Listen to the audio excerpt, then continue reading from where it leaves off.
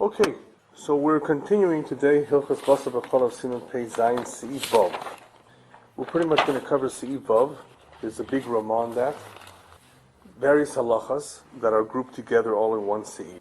But before we go into the Seif, just a quick review of some of the points that we have done so far, which will help us understand a little bit of what's going on here. Basar B'Chalav is very different than Ashari Surah. In one of the first earlier shiurim, we went through a whole list of differences, of unique applications, I guess we can call it, to Basar B'Chalav that are not found necessarily in most other Isurim. On some, yes, like Hilei HaKerem, when it comes to Isur Hana, when it comes to Shelo Kederech Achilasa, and so forth. Basar B'Chalav is a very strict Isur. Very strict. It's a unique Isur because they're both mutter. The Basar is mutter, the Chalav is mutter. That's what we're talking about. The ideal situation, we're talking about the Basar is kosher, and the Chalav is kosher. Nevertheless, the combination of the two has some problems that the Torah forbade, and it's a chok. It's not a logical mitzvah, not logical isser that we understand easily. Nevertheless, it's unique also because it includes the isser of cooking. It's not just the eating of the two after they've been cooked, and it's not only the not having any hana'ah from it, it's also the cooking. However, the great thing about Torah Sheba'al Peh is that it helps us understand many times the Torah Shebiksav. Imagine if we had no nekudos, if we had no vowels. We could easily say, Lo tevashel gdi bechelev imo. Who says it's milk? Who's to tell you it's milk? If you don't have the vowels, the word halab and chelev are spelled the same way. And there are many such examples, by the way, which is a whole lecture in itself, of how important Torah Sheba'al Peh is, that we have a tradition that has handed over to us the exact halachas as they pertain, and as they are learned from the diyukim of the words to be found in the pasuk. And we're going to see various diyukim today. The diyukim come to exclude many times. And there are various midas, shator nidreshes bohem, as the rabbis tell us. Various halachas and rules, which are the tools that the chachamim employed in arriving at a halacha which is not clear cut in the Torah. They have received the Torah Sheba'al Peh, which involves all the details of the Torah Shebiksav. Nevertheless, there's a lot of things that are gray area, things that were not thought about, things that have come up in later future generations. And they have to apply those rules. And it's only through those rules that they can determine what the halacha is. And of course, sometimes it's not so clear, even if you apply the rules. You have various opinions. Yeah. I recall correctly that we actually said even the animal is a chaya, either by the milk or by the meat, it would not be a doraita? It still would not be a doraita, that's correct. And all of that is from the diyuk. All of these are from the yukim. Without that, we don't really know. A diyuk, in other words, for some reason the Torah chose to use the word gedi, which is a calf. It could be the calf of a goat, of a sheep, or of a cow. And obviously the Torah is careful in the language it uses. We know that from many, many other examples, that when the Torah words certain mitzvahs in a certain way, there could be something to be learned from it. There are many, many such examples. You're saying from that we look at a chaya would not be because you said are domesticated. Right. There are actually quite a few diyukim from gedi. Quite a few diyukim. A diyuk means that we are emphasizing or the Torah is stressing or specifying specifically a word that it chooses, as opposed to having been able to use another more common word to communicate to us a prohibition which appears to be simple, like not cooking meat and milk. Why say gdi? It's very poetic. It's very it's unusual. Not only unusual, it appears to be a metaphor. Don't cook the calf in its mother's milk. Why not somebody else's milk? Why just its mother? Obviously, there's more to it. Yeah, there's a lot. In the pasuk, perhaps the Torah is revealing to us a little bit of perhaps what the reason be for this prohibition. There's something wrong by doing that. I think the prohibition that comes close to the is to be pertinent or something. Yes, specific or particular. Yeah, could be. Yeah. Anyway, so Basar B'Chalav involves an Isur Doraisa, But as we've been learning in the past few halachas, there are situations that are derabanan. So the same chachamim that were entrusted to teach us the Torah Shebechsav and the Torah Shebal Peh, which are all the details of the Torah Shebechsav, they came up, yes, they're allowed to. They came up with additional decrees, additional halachas. They're called gdarim, siagim, fences of all kinds, to protect the Torah. So they're not making up new laws. Whatever they're saying is to protect the Torah, or to protect us, that we should not make a mistake and come to transgress the real Isser. That's what an Isser D'Rabbanan is. There are various kinds of Isser D'Rabbanan. So in the classification of a D'Rabbanan concerning Basar B'Chalav, there are quite a few. There are quite a few Isurim D'Rabbanan. Whether it's Chaya, a wild animal, it's not one of those three that we mentioned that is Asur Min Torah. A Chaya, a deer, right? And even though a camel or an unclean animal is also not included, there still can be an Isser D'Rabbanan for a different reason. You may not eat it because it's treif, but there may be a problem of a lesser category called Maris Ayin at times, which even includes, we said, Chalav Isha.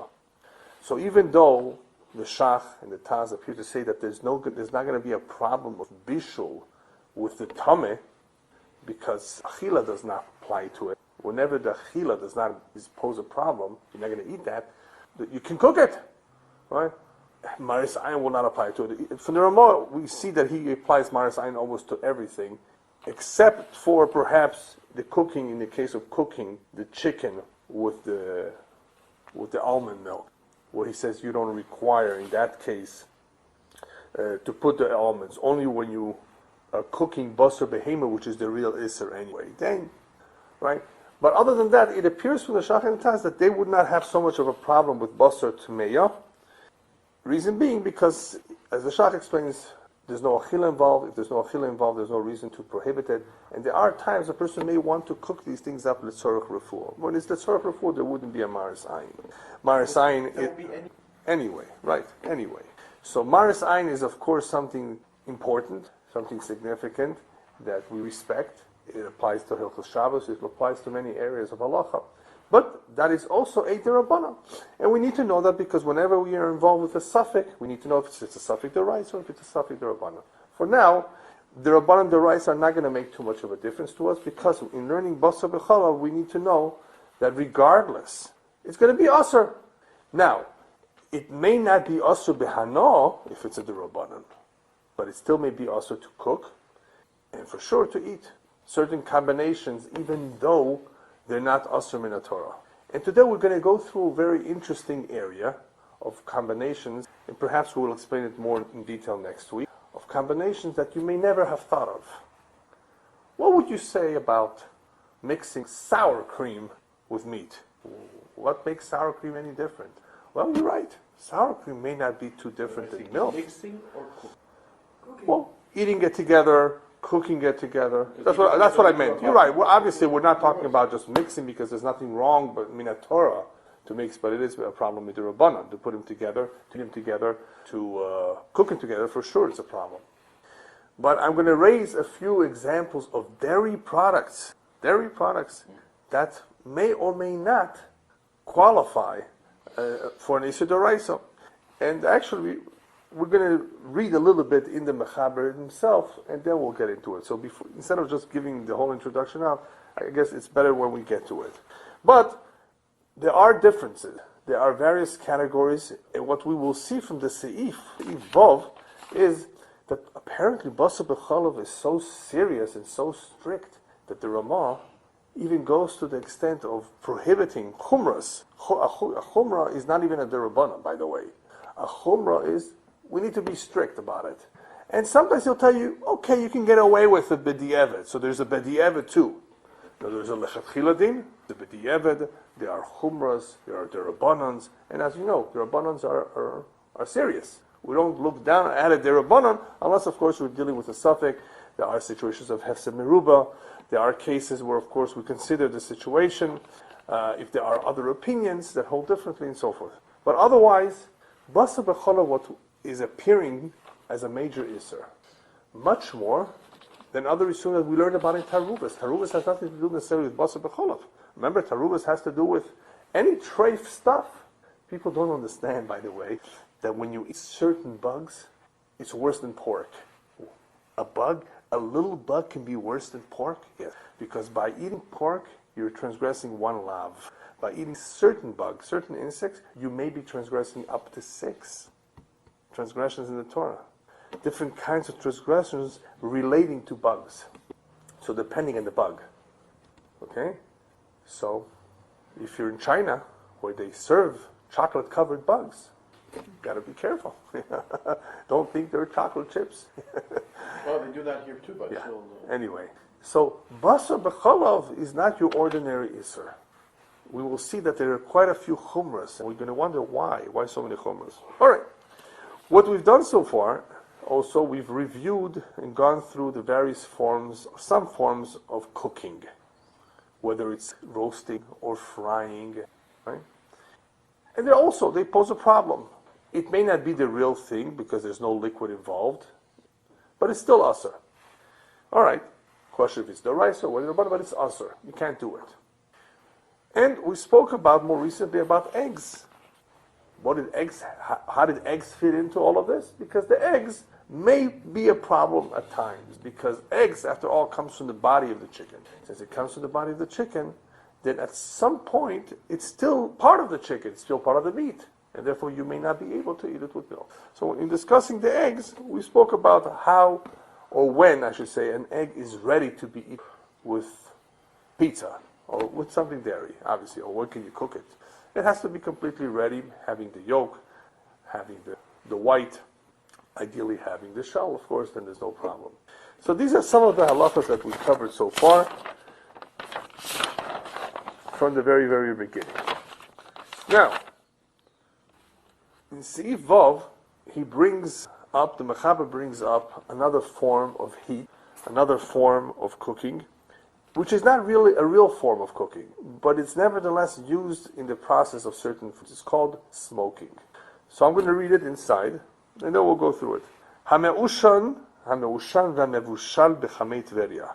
Two very unconventional, well, not really unconventional, but two different kinds of heating that involve anything. Any foods can be done in chamei Tveria or meushal. You can smoke things, there's some heat. You can put it in the chamei Tveria, in the thermal waters, sulfuric waters.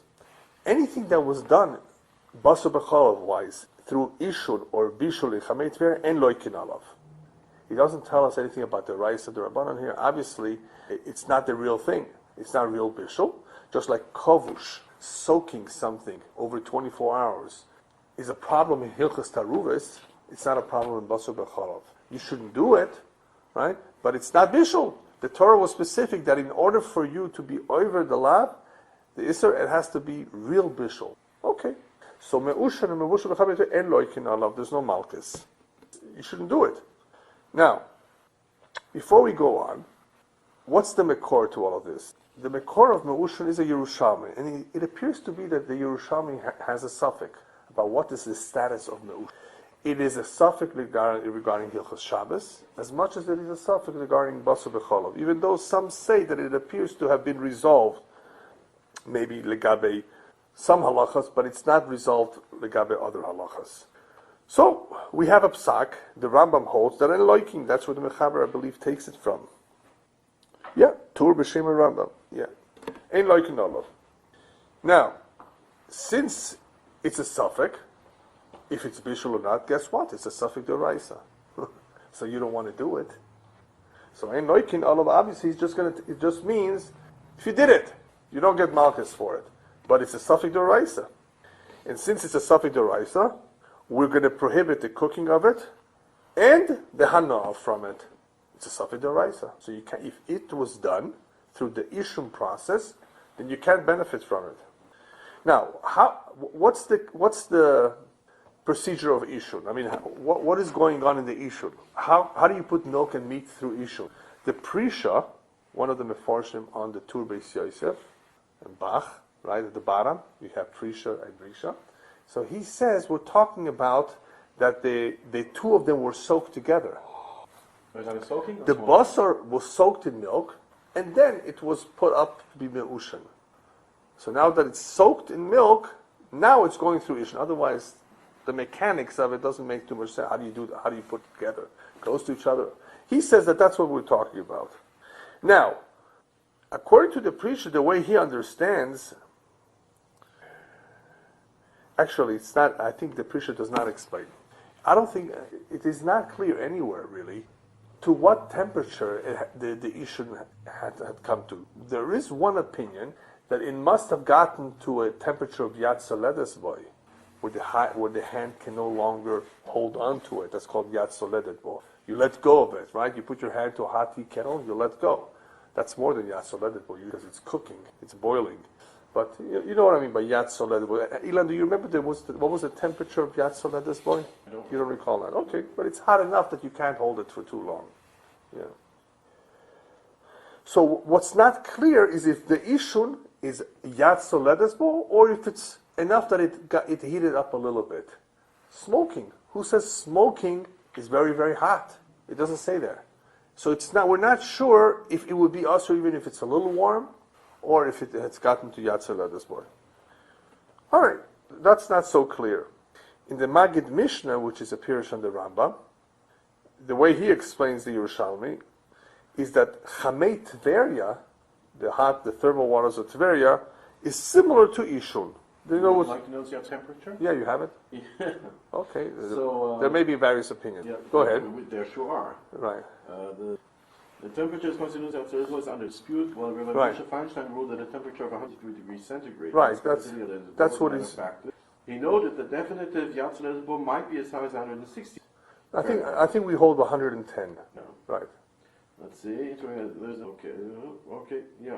Well, it depends if we're going to kula or the chumrah. Right, of course. Yeah. All right. Yeah, because sometimes with Yad Soledes there could be a kula as a result of that, or a chumrah. Right. In all kinds of situations. All right. So anyway, from the Mishnah Lemelech, it's mashman the way he learns it in the Yerushalmi that the din of Chamei Tveria, which is cooking in a very unusual form of cooking. You can if you go to Phoenix or Vegas in some times of the year, you can make an egg outside. It can become hot enough. But that's not your typical way of cooking. So he explains that the Chamei Tveria would have the same status as Ishun, which means that it's a Safek D'Oraisa. But if you look at the Gra says no.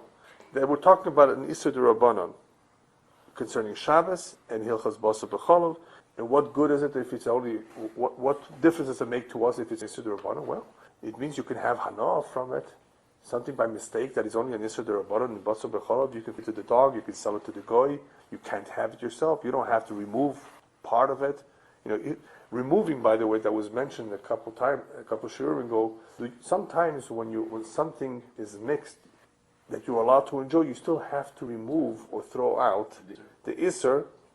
And if you don't recognize the isur, you have to sometimes throw out the equivalent of the value of the isur. So you shouldn't have hana from it. That's by hana. Right, from by hana. Right? Sometimes you have a situation, okay, you can have the mixture. This applies to mixtures. There's a mixture. You could not have a lechatchila, but it's mixed. It's not such much of a problem, but because there's an isur hana, then you would have to remove the equivalent value of that which you cannot benefit from. And then you can have it. You would have to throw it away in this case. Anyway, so if it's if it's only an isur d'Rabbanan, then it's mutar behana. That would be the difference.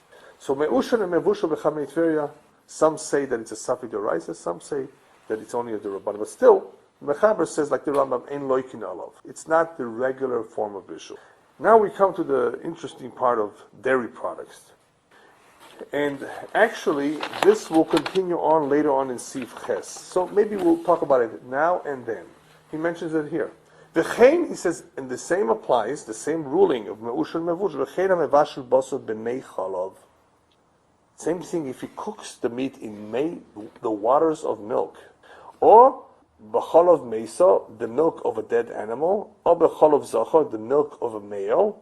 Or shebishel dam b'chalav. Or if he cooked blood and chalav potur. Ve'ein loikin alachilasa mishum basar b'chalav. Neither will you get malchus for the eating of it, of basar and chalav. Okay, so what's mei chalav? Let's first talk about Mechalav. That's the next one in the list here. Of things that you should not do, but you don't get malchus for it. There's an ongoing, by the way, big argument, big discussion in the world about the benefits of milk for adults. You may have heard of it. You have the camp that says, how could you drink milk? It's only intended for the calf. For little children, maybe for adults. Who ever heard of drinking a glass of milk? It's not meant to be. God did not intend it to be like that. That's what they say. Milk for adults? Coca-Cola! Which is worse, by the way. Right? And they go... They have a very clear understanding. Yeah. And they say, oh, you should know how many people are lactose intolerant. They suffer, Nebuch, as we say in English, miskenim. They suffer from this. They can't have it. You know what that does to the stomach? You can't digest well. It's milk. And they claim that this milk companies is a big propaganda, that you have your glass of milk today in a cereal, and it's a money-making machine. And there may be some truth to some of the things they say. That perhaps, obviously, all the protein in it, and all the lactose and the caseinate and all the ingredients there, it could lead to all kinds of things. It's fat and so forth. So what did they do recently? Well, of course, milk companies offer skim milk. You know what skim milk is? Less fats. And then you have the other camp, of course, that says, Mapito, what are you talking about? You need milk. Milk is important for your bones. All these old ladies and all these old men are falling apart. They're falling in the street. Their bones are falling. They don't have enough calcium. So give them the pill. No, this is the real thing. And if you take it on time and you take it regularly, you will have strong bones. So this is a big argument going on. Nobody knows who's right, who's wrong.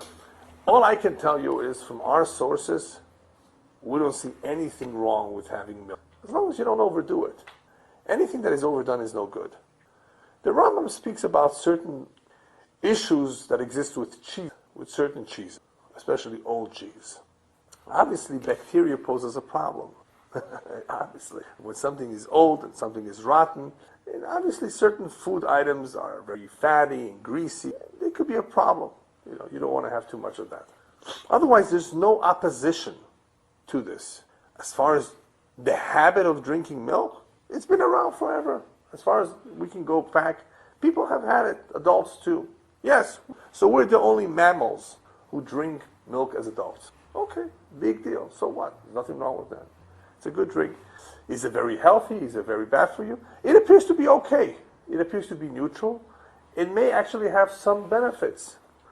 And it's true that for some people it may not be so good either. Nice compromise here, right?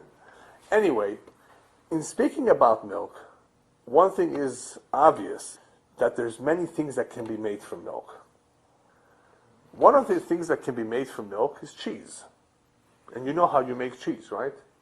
Have you ever made cheese in your bathtub? In Iran, I'm sure they did it. Yeah. Anyway, you would put it in the bag, it would sit, right? You would put some rennet perhaps, or something to coagulate it. And the curd, right, would make the cheese or the heavy part of the milk, solids, go down to the bottom. Okay? So you're making cheese out of this product called milk. It's coming down to the bottom.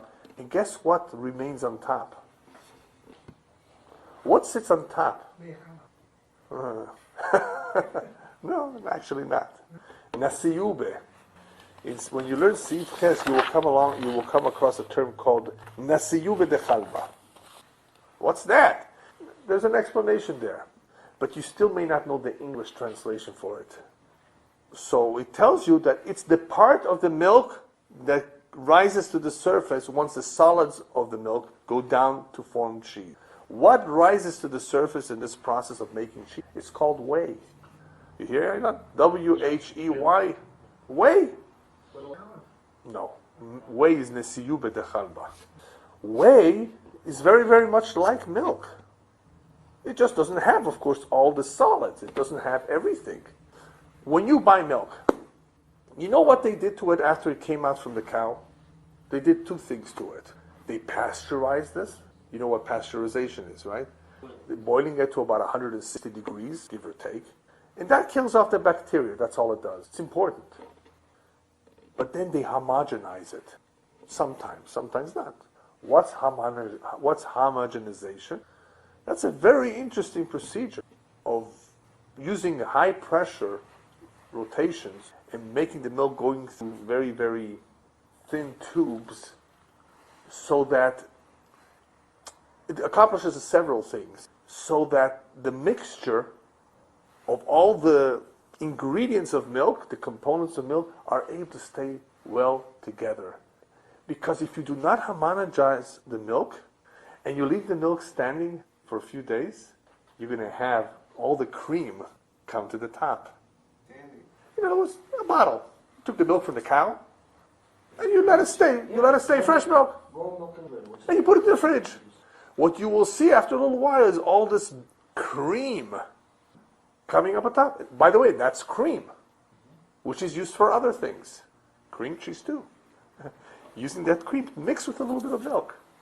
So if you were not to homogenize the milk, you would get something which is not very well emulsified, I think we can use. You know what emulsion is? When you mix two things and they don't separate. That's called emulsion. So if you want everything very well emulsified, everything very well balanced, and it has the cream in it, whole milk does, then you want to homogenize it. And it does a wonderful job.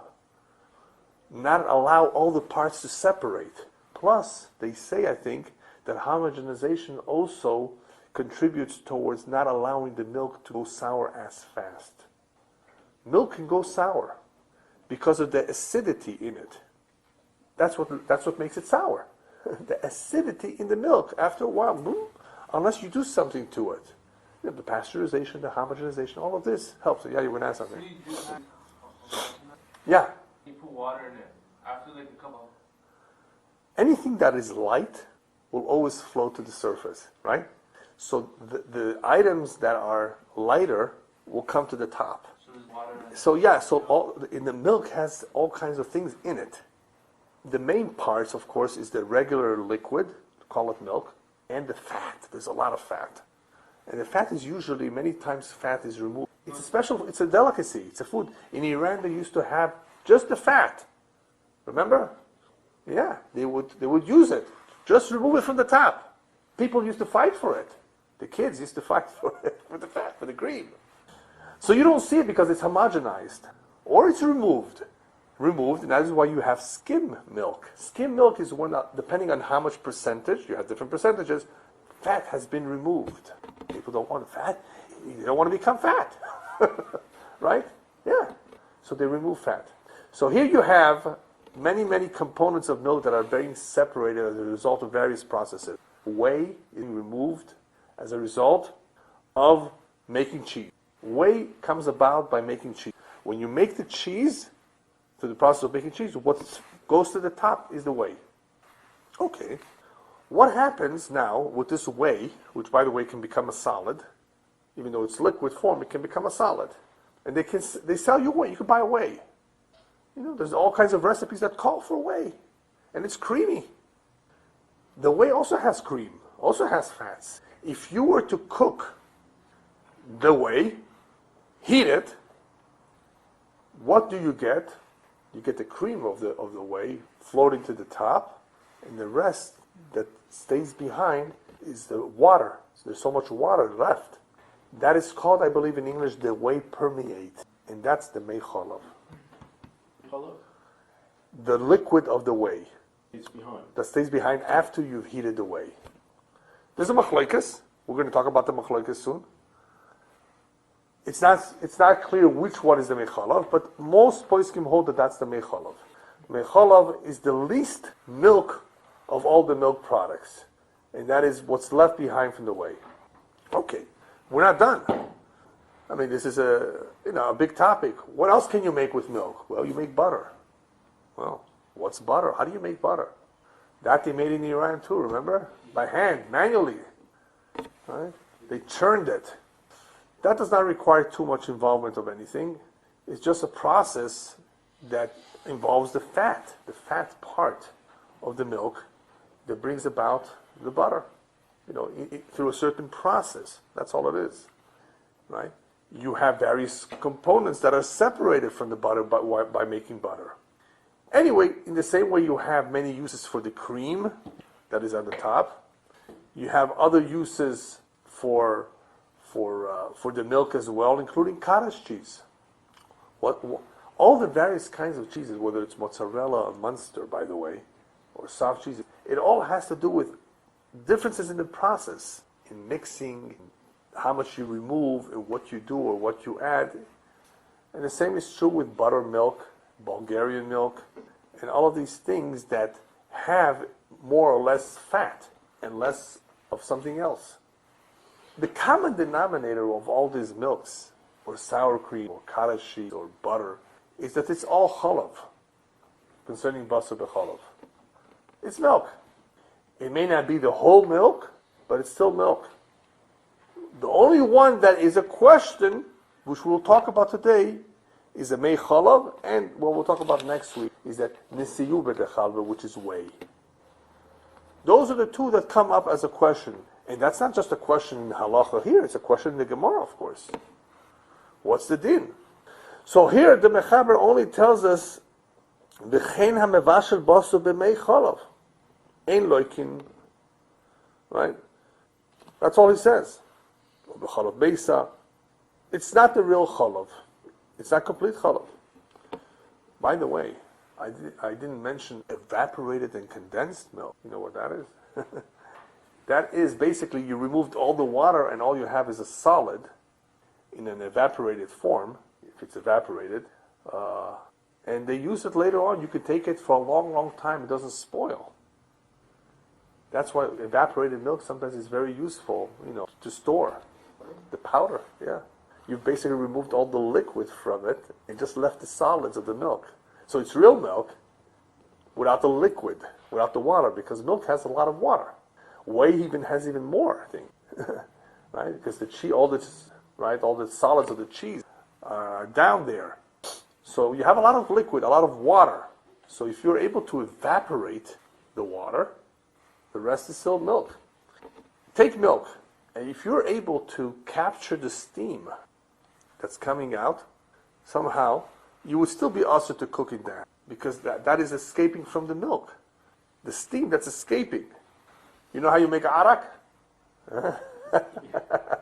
Anyway, so by evaporation, you're not really canceling out the product. It's still, the origin, the source is still there. If you're able to capture it, you're able to convert it back into some form that may be usher. It may not resemble the original one, obviously, but it still may be usher, at least lechatchila, to cook in it.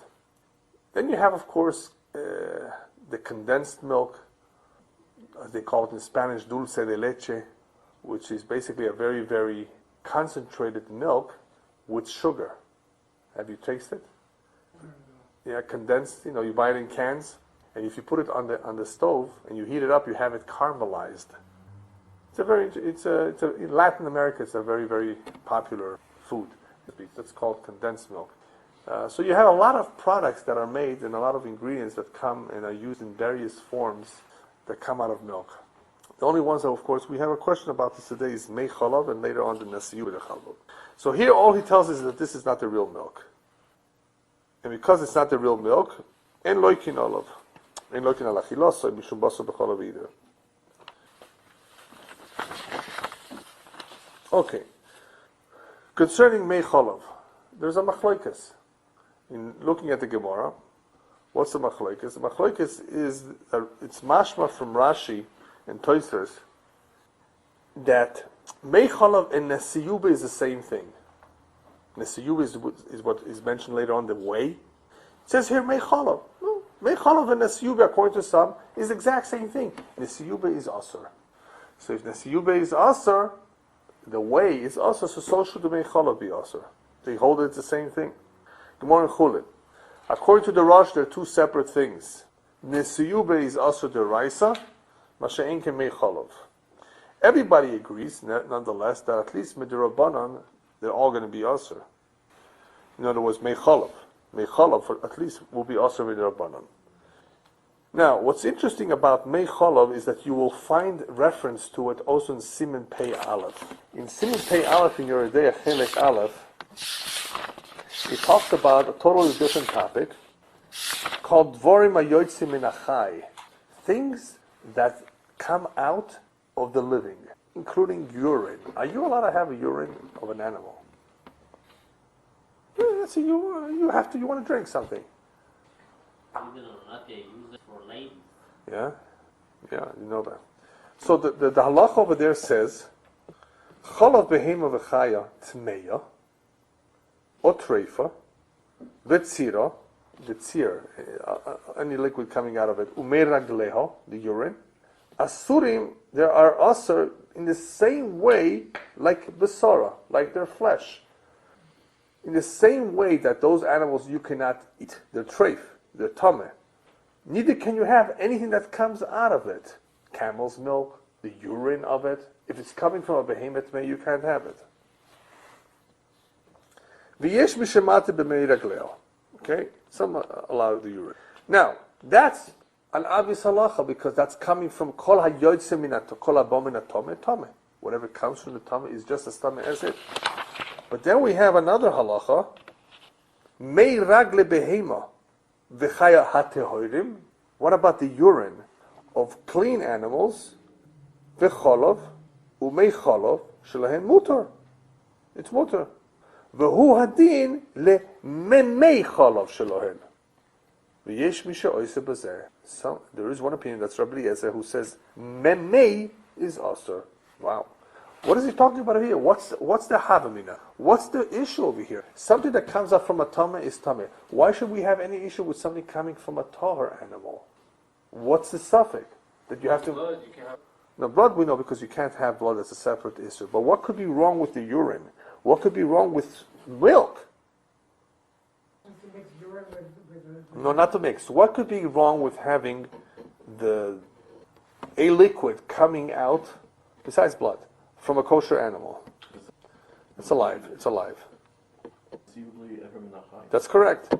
The only problem that is obviously applicable to besides blood, to such an animal, is that certain products, certain things that come out of its body may constitute Eiver Min HaChai, including milk. The only reason we are allowed to have milk is because of the pasuk. In other words, Chazal gave us a drasha, Eretz Zabat Chalav Udvash. In other words, Chalav, milk is permissible. So Rabbi Eliezer says, yes, that's true about Chalav, but not about Mei Chalav, not about the water of milk. And here in the Mechaber, you see a difference of Mei and Mei, which are very different. Mei Chalav is okay, and not Mei Chalav. We hold like the opinion that says it's all motor. Because, we don't have a problem of Eiver Min HaChai. He makes a distinction between the Mei and the Mei. In other words, one would be mutter and one would be asur. What is Apparently, one is the nisiyube and one is the waters left over. He just doesn't use the word nisiyube here, and instead he uses the term of Rashi and Tosfos that they are both the same, and calls it Mei Chalav. And the other one, which we are calling Mei Chalav here, he calls Mei, apparently. So and Rabbi Eliezer says there's no heter of Eiver Min HaChai under Mei. right, further removed from what the Torah From what permitted. exactly, it's further removed. It's not the Chalav. It's further removed. That's a good word. Less and less milk. So the heter applies to less because it's Right. Right.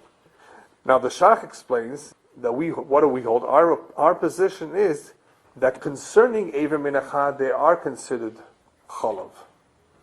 And therefore But- they're included in the... But concerning Basar b'Chalav, they don't constitute as much of a problem. In other words, they're not self-exclusive. In other words, mutually exclusive. You can have it considered milk, like the real milk, because you don't want to call it Eiver Min HaChai. It's mutter just like milk, but you're not going to consider it like milk when it comes to mixing it with. Or not to such a degree. It's Not to still- such a degree, right? It's still a derabanan, right?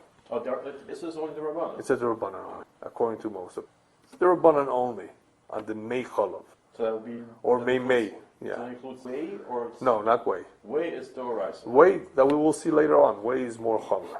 According to some, it's Doraisa. Yeah. That's Seif Ches. Yesh Misha Omer, the Nesiyu b'de Chalba, Einam Bichlal Mei Chalav, ve'osu min haTorah. Elo Mei Chalav. Which he explains what the difference is in the process. Well, that's to see from later, but we'll get to it next week maybe. Here he just mentioned that, by the way, Mei Chalav is not included. So that's how we hold. Now, another one that he mentioned was Chalav Mesa, the milk of a dead animal. That's also there in the Gemara. Why not? So here what's interesting about a Chalav Mesa is what have we spoken about? We've spoken about the flesh, the meat of nevela. We mentioned that. Remember that if you cook milk with the meat of a nevela, a kosher animal, but she's a nevela, then there's a problem, of course, over here of what? Basar b'chalav. You said milk, right? Yeah. There's a problem of basar b'chalav because it's the real thing. I mean, it's the real meat. It's a kosher animal. It's kosher milk. But there will be one difference, and that is concerning achila. Basar b'chalav, remember, has three isurim. Bishul, achila, hana. Bishul and hana may be a problem, but not achila. Why not achila? Because ein isur chalal isur. This is a nevela. So Right?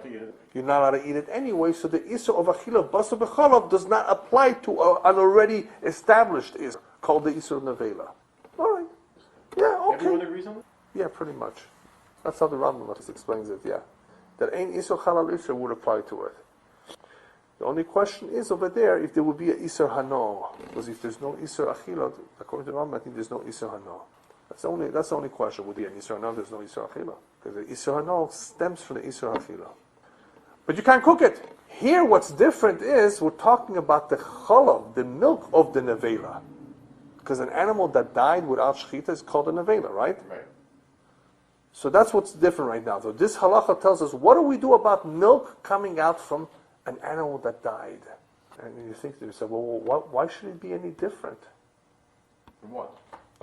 than regular milk? Because you said so all that comes from an avail should be an avail. Maybe, not necessarily. Why? Because the milk that is in a mesa, where she died. And you enjoy the milk. Right. Just because she can't produce the milk milk now, doesn't right? need She shechita. can't produce milk now. Right. So the milk that's stored in her body really is there from before. And milk doesn't require That's shechita. right, and that's what they should. Same with the meat.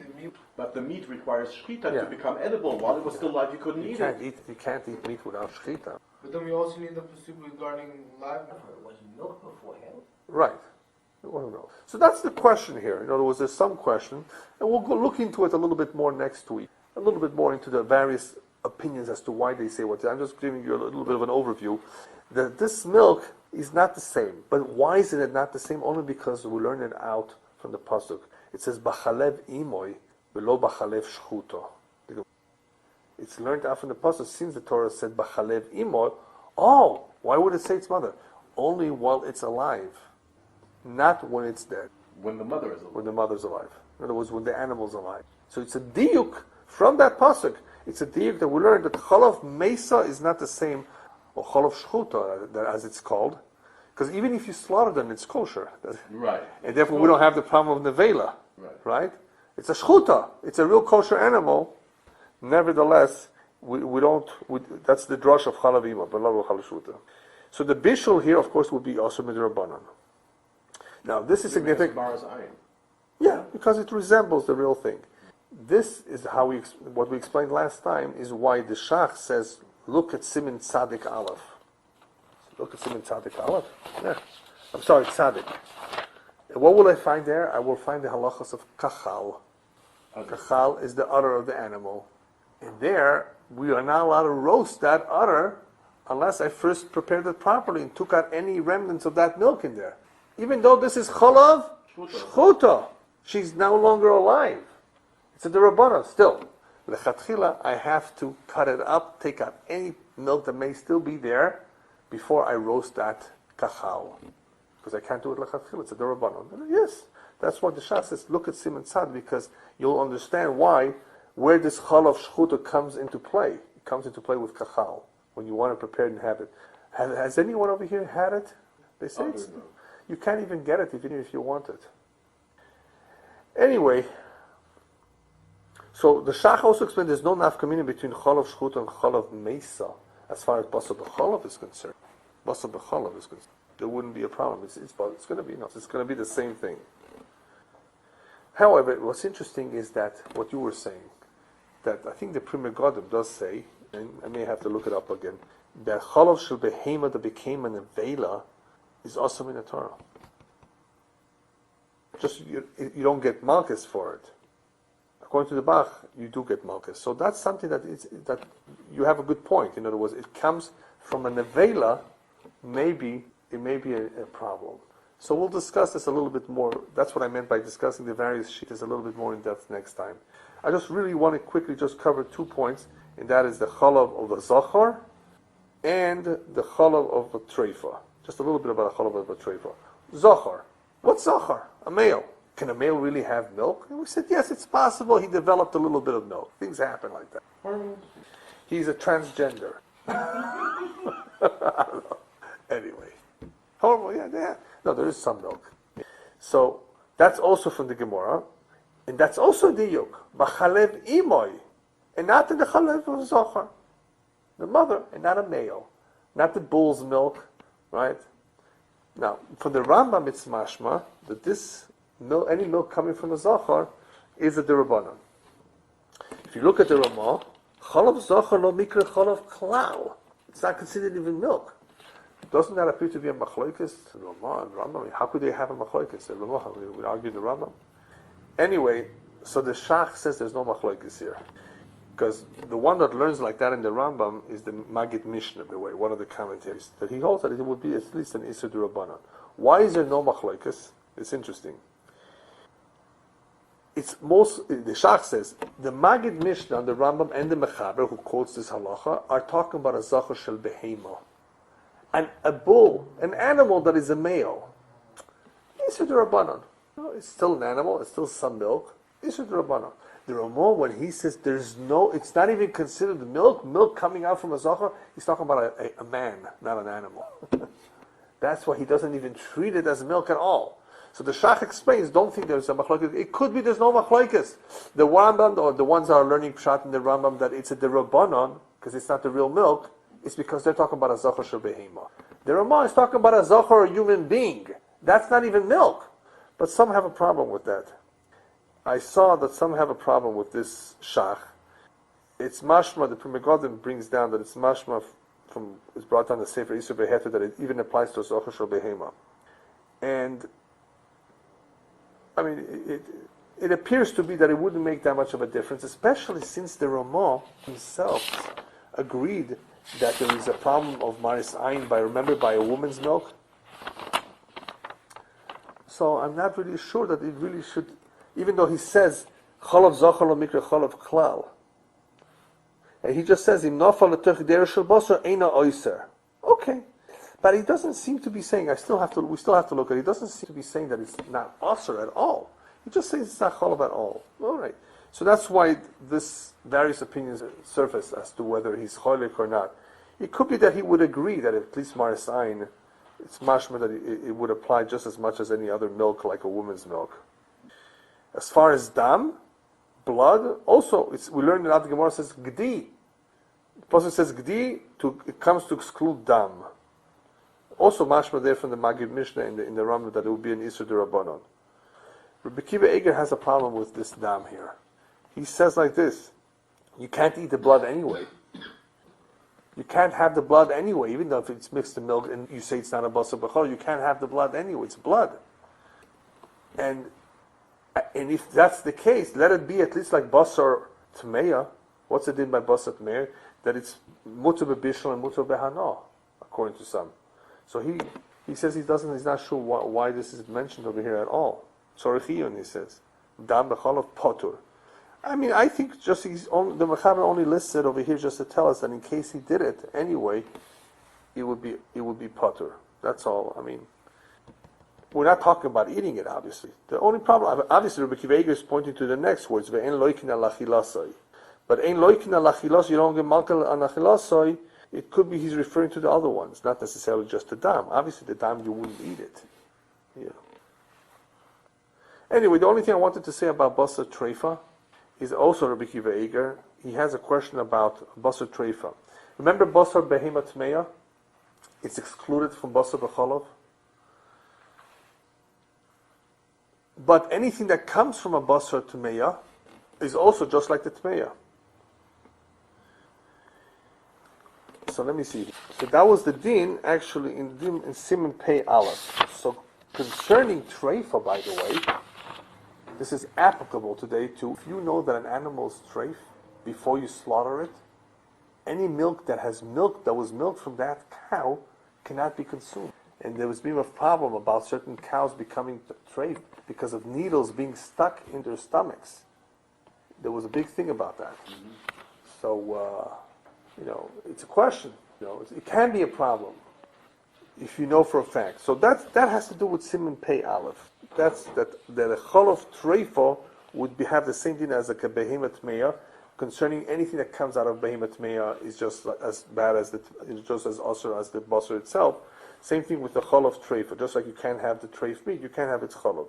But the suffix here, what Rabbi Kiva Eger speaks about, is why not say that Chalav Treifa should be nismayit, just like Chalav Shchuta. What do we say about Chalav Shchuta, the Chalav of a dead animal that was slaughtered?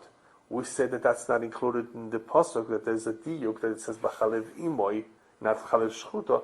Why not say a Chalav Treifa the same thing? Chalav Treifa, only say that about an animal that can give birth. Perhaps if an animal cannot give birth, its milk would be excluded. That's his question that he has. Because a treifa may not be able to give birth. So he says that he saw in the Sefer Isur Beheter that there's an Isur Torah because it could have become pregnant before it became a treifa. So he wants to deduce from that had this animal become a treifa from birth, then the milk perhaps would not have an Isur Torah, which is interesting. In other words, it would be excluded in the same way that other chalav is excluded. That's a very interesting point. Other than that, we don't really have the issue of treifa.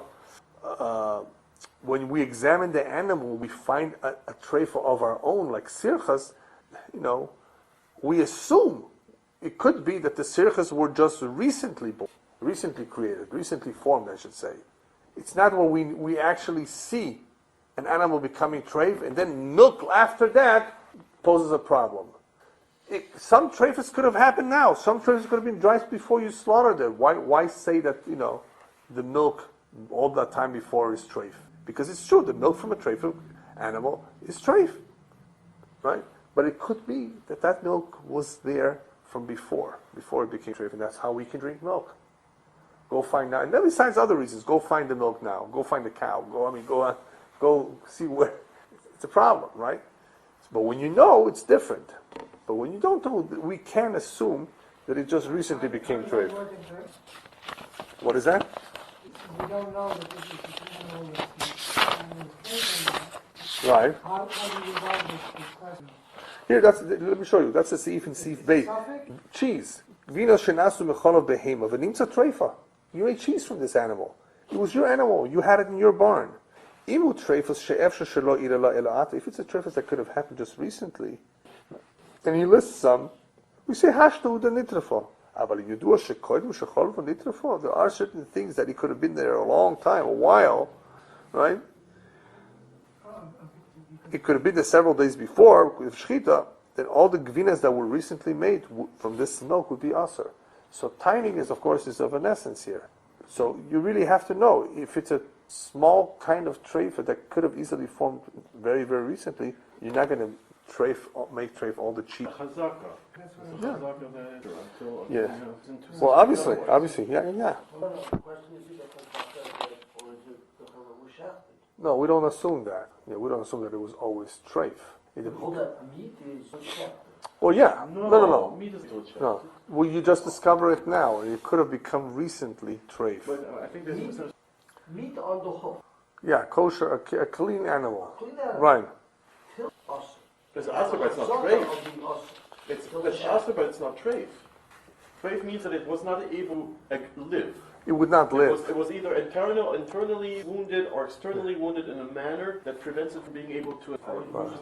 No, that's right. Here it's halacha. It's not generic. Whereas the vela would be that the shechita was not done correctly, or it died. It would also be an nevela. Nevela. And treif would and be has that to- it was a kosher shechita, Right. but you've discovered it wasn't able to live. Right, that it has some problem that renders it treif. A treifer, one of the treifers that it has. And obviously, that would pose a problem if you knew that cheese or milk was drawn from it after the fact. But we don't always know. So if you have the cow in your barn, it may be different, depending on the problem that it encountered, that you encountered, yeah. In any event, all of these examples that we mentioned, whether it's me'usher or mevushel b'chamei tveria, me'chalav, chalav mesa, chalav zachar, right, all of these are not the real basar b'chalav as far as having an isur deraisa, and loikin olav, but they would still be an isur deraisa. The Ramah will leave it for another time.